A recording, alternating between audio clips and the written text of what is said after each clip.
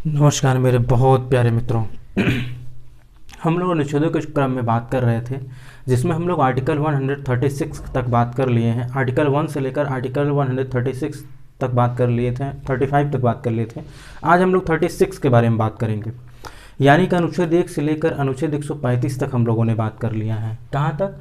अनुच्छेद 135 तक, ठीक। और आज हमारा टर्न जो है वो है आर्टिकल 136 यानी अनुच्छेद 136। इसमें हम लोग समझेंगे कि कैसी अपील की क्या इजाज़त किससे लेनी पड़ती है और किस मामले में लेनी पड़ती है, कब नहीं लेनी पड़ती है, किस मामले में ये हस्तक्षेप नहीं करती, कौन? उच्चतम न्यायालय यानी सुप्रीम कोर्ट। और किस मैटर में ये हस्तक्षेप कर सकती है, फिर इजाज़त दे सकती है। कहते हैं ना, इजाज़त सब तो आप जानते ही होंगे ना। इजाज़त से क्या तात्पर्य होता है? किसी की क्या ले लेना? सहमति लेना, उससे आदेश ले लेना या फिर उससे आग्रह करना, ठीक, ये इजाज़त होता है। लेकिन यहाँ पर क्या हो रहा है, ये किसी को इजाज़त दे रही है, कौन? Supreme court. कैसे देगी, हम लोग इसके बारे में चलिए समझते हैं क्या है।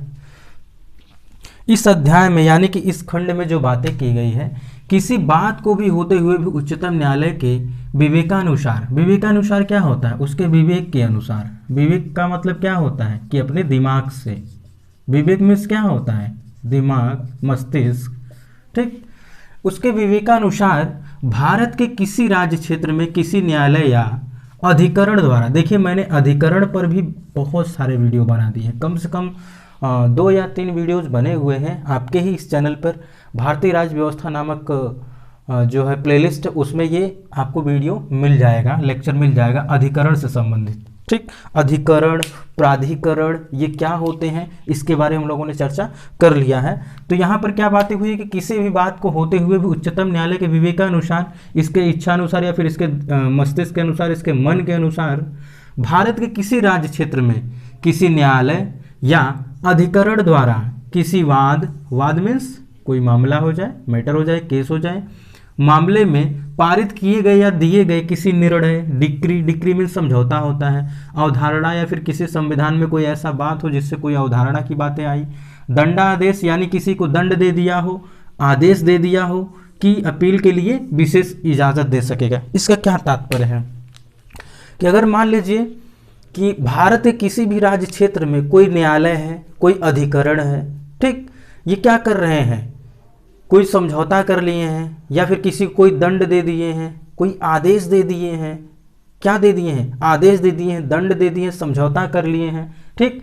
और कोई निर्णय यदि सुना दिए हैं, तो आप उस निर्णय के विपरीत जा करके क्या तात्पर्य होता है कि आप जा करके उच्चतम न्यायालय में अपील कर सकते हैं। यह अधिकार उच्चतम न्यायालय स्वयं देता है, यह अधिकार उच्चतम न्यायालय स्वयं देता है कि आप आ करके हमारे यहाँ क्या कर सकते हैं, सुप्रीम कोर्ट के यहाँ करके क्या कर सकते हैं? अपील कर सकते हैं। क्या कर सकते हैं? अपील कर सकते हैं कि मैं इन आदेशों से संतुष्ट नहीं हूं, मैं क्या कर सकता हूं, यहां पर दे सकता हूं। कहां पे? सुप्रीम कोर्ट में अपील कर सकता हूं। कब करेंगे? मान लीजिए कोई हाई कोर्ट है, ठीक, या कोई अधिकरण है, इसी को बोलते हैं ट्रिब्यूनल, ठीक। अधिकरण है, किसी राज्य क्षेत्र का है, जरूरी नहीं है कि केवल किसी राज्य क्षेत्र का हो, ये किसी भी राज्य क्षेत्र का हो, अधिकरण हो, उच्च न्यायालय हो, अगर इसने क्या किया हो, ये सारे कार्य किए हों, कोई निर्णय दिए हों, कोई डिक्री किए हों, कोई समझौता कर दिए, कोई अवधारणा से संबंधित कोई बात कर दिए हों, किसी को दंड आदेश दे दिए हों, यानी कि दंड दे दिए हों, आदेश दे दिए हों, ठीक। इसके साथ ही साथ अगर ये कोई निर्णय सुना दिए हों किसी व्यक्ति को, किसी इंस्टीट्यूट को, किसी संस्था को, तो आप क्या कर सकते हैं, जा करके आपको, यानी कि ये विशेष इजाज़त देता है कि आप जा करके इनके पास क्या कर सकते हैं, क्या कर सकते हैं? अपील कर सकते हैं, पिटीशन दाखिल कर सकते हैं, ठीक। क्या कर सकते हैं? पिटीशन दाखिल कर सकते हैं, जिसको बोलते हैं अपील कर सकते हैं। अब बात तो ये हो गई कि जिसमें ये अपना हस्तक्षेप कर ले रहा है। अब बात ये भी आएगी कि कुछ ऐसे भी क्षेत्र होंगे ना जहां पर यहाँ पर आप अपील नहीं कर सकते हैं। कहाँ पे? सुप्रीम कोर्ट में। तो हम लोग उसके बारे में चर्चा कर लेते हैं। आखिर वो कैसी कंडीशन होगी कि यहाँ पर जो खंड 1, यानी कि ये जो मैंने खंड 1 को डिवाइड किया है कि कोई बात सशस्त्र बलों, यानी कि ये सारे के सारे मैटर जो होते हैं वो सशस्त्र बलों के से संबंधित किसी विधि द्वारा या उसके अधीन गठित किसी न्यायालय या अधिकरण द्वारा पारित किए गए या दिए गए किसी निर्णय, अवधारणा, दंडादेश या आदेश को लागू नहीं होगी। यहाँ पे ये बात कही गई है कि जो हमें यहाँ पर जो अधिकार दे दिए गए हैं, सुप्रीम कोर्ट हमें विशेष इजाज़त दे रही है कि अगर ये सारे मैटर अगर ऐसे हो रहे हैं तो हम जा करके सुप्रीम कोर्ट में पिटीशन दाखिल कर सकते हैं, अपील कर सकते हैं। लेकिन यहाँ पे क्या हो रहा है कि अगर सशस्त्र बलों द्वारा, सशस्त्र बल के अभी क्या होता है, यानी जो सेना होती है उनका भी एक अलग न्यायालय होता है, उनका एक अधिकरण भी होता है, वो लोग गठित कर लेते हैं किसी विशेष डिसीजन देने के लिए, किसी विशेष परिस्थिति के लिए। अगर वो मान लीजिए कोई किसी को दंड दे देते हैं, अपने ही किसी आर्मी या फिर किसी व्यक्ति को, या फिर मैक्सिमम होता है कि वो अपने आर्मी को ही कोई ना कोई दंड देते हैं अगर कोई ऐसा कार्य वो कर देता है, ठीक। तो अगर वो ऐसे कार्य कर दिया, दंड दे दिया, तो ये बात नहीं आप कहेंगे कि नहीं नहीं अभी हम जाएंगे सुप्रीम कोर्ट जो है अपील करेंगे, ऐसा आप हरगिज़ नहीं कर पाएंगे। ये सिर्फ और सिर्फ पहले वाले खंड, यानी कि जो हम लोग पहले सेक्शन के बारे में बात कर रहे हैं, इसमें केवल ये बातें लागू होगी, यहाँ पर नहीं होगी।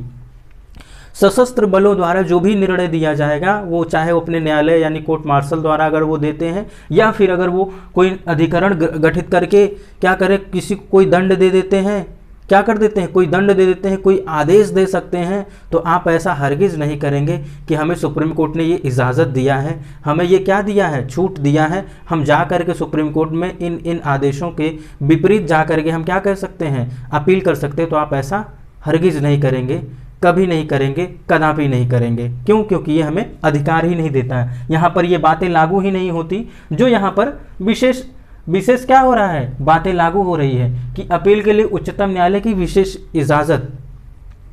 अब आप लोग सोचेंगे ऐसा क्यों होता है, क्योंकि ऐसा इसलिए होता है, इनका अलग से ही एक क्या होता है, सशस्त्र बलों का न्यायालय होता है।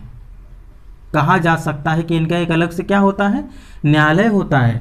न्यायालय होता है, ये लोग क्या कर सकते हैं, ये किसी कार्य हेतु अपने कोई अधिकरण ये गठित कर सकते हैं। इस बात को भी आप ध्यान दीजिएगा, जरूर समझिएगा। ये क्या कर सकते हैं, अधिकरण कोई गठित कर सकते हैं, न्यायालय गठित कर सकते हैं, उसके माध्यम से ये क्या कर सकते हैं, किसी को दंड या क्या कर दे सकते हैं, आदेश दे सकते हैं, कोई निर्णय दे सकते हैं। इस निर्णय के विरुद्ध आपको ये अधिकार नहीं मिलेगा, ये आपको छूट नहीं प्रदान की जाएगी सुप्रीम कोर्ट के द्वारा कि आइए आप हमारे यहाँ अपील दाखिल करिए, हम उस मैटर को अपने हाथ में लेते हैं, उस पर हम विचार करते हैं, फिर उसके बाद हम आपको डिसीजन देते हैं। तो ऐसा हरगिज़ नहीं होगा। क्या नहीं होगा, हरगिज़ नहीं होगा। ये सिर्फ और सिर्फ पहले वाले खंड पर लागू होता है, दूसरे वाले खंड पर लागू नहीं होता है। तो मित्रों, आज के लिए बस इतना ही। हमारा जो आर्टिकल 136 था यहीं तक है, और इसको हम लोग यहीं तक ही केवल सीमित रखते हैं, इसके ज़्यादा गहराई में न जाते हुए, क्योंकि इतने पे आप समझ गए होंगे। अगर आप हमारे डेली व्यूअर होंगे, आप और भी सारे वीडियोस देखे होंगे, तो आपको ज़रूर ये समझ में आया होगा।